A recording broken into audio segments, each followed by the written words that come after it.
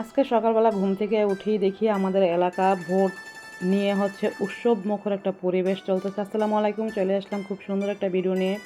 আজকে ভোট দেব। আমার লাইফে আমি কখনো ভোট দিইনি, এই প্রথমবার ভোট দেব। খুবই আনন্দ, মানে আমরা বছরে 2টা ঈদ পাই।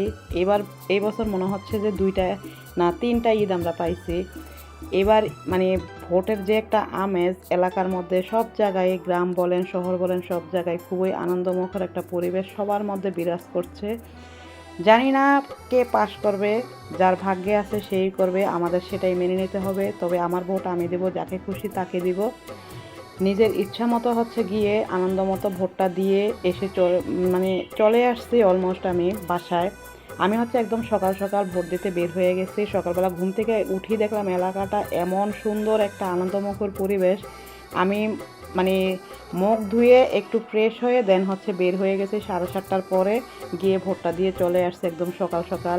যেহেতু তেমন একটা হ্যাসেলে যাতে করে না পড়তে হয়, এই জন্য সকালবেলা গেছি। বাসায় আবার টুকিটাকি কাজও করতে হবে, সব কিছু মিলিয়ে জিলিয়ে আমি সকালবেলা ভোটটা দিয়ে চলে আসছি। তো এখানে মানুষ এখন সবাই একটা আনন্দমুখর দিন উদযাপন করতেছে। আজকে ভোটের দিন, সবাই মোটামুটি একটা আনন্দ ফিল করতেছে সব জায়গায়। তো ভোট দিতে পেরে খুবই ভালো লাগছে। আসলে প্রথমবার লাইফে ভোট দিলাম, এটা জানি না। আমি ছোটোবেলায় দেখছি আমার মা বাবা ভোট দিত, ওইটা আমার কিছু কিছু মনে আছে, বাট নিজে এই প্রথমবার ভোট দিলাম। তো আজকে ভোট দিতে পেরে খুবই ভালো লাগছে। আজকে ভোট নিয়ে কথা বললাম। তো এখানে দুপুরের জন্য আজকে রান্না বান্না করব। রান্নার জন্য আমি এখানে গুলশা মাছ এগুলা ভেজে নেব। খুবই মজার একটা মাছ।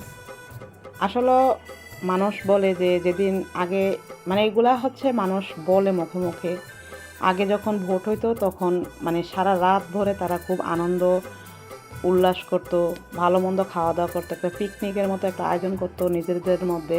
তো সেটা আর আমরা করতে পারিনি। এগুলো হয়তো গ্রামে থাকলে করা যেত, বাট শহরে যার যার এলাকায় যার যার বাসায় এসে যার জন্য এগুলো আর তেমনভাবে করা হয় না। তবে ভোট দিতে পারছি, এটাই সব থেকে আনন্দের বিষয়। খুবই ভালো লাগছে আজকে ভোটটা দিতে পেরে। তো রান্নাবান্না মোটামুটি করলাম, ভোটও দিলাম। আজকের দিনটা খুবই স্বাভাবিক সুন্দরভাবে যাবে ইনশাল্লাহ। সবাই দোয়া করবেন যাতে করে আপনাদের মনের আশা পূরণ হয়। আপনারা যাকে ভোট দিচ্ছেন সে যাতে করে বিজয়ী হয়ে আসতে পারে। মনে মনে দোয়া করবেন আল্লাহর কাছে।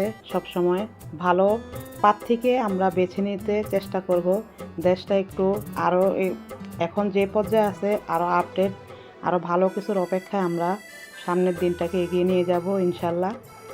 সব কাজের মধ্যে ইনশাল্লাহ বলবেন, আলহামদুলিল্লাহ বলবেন, আল্লাহ তাআলা সব কিছুতে বরকত দিবে। আমি যখন ভোট দিছি বিসমিল্লাহ বলে শুরু করছি, বিসমিল্লাহ বলে ভোটটা দিয়ে শেষ করে বাসায় চলে আসছি। খুবই খুবই ভালো লাগছে, আসলে আমি প্রকাশ করতে পারতেছি না আপনাদের সাথে।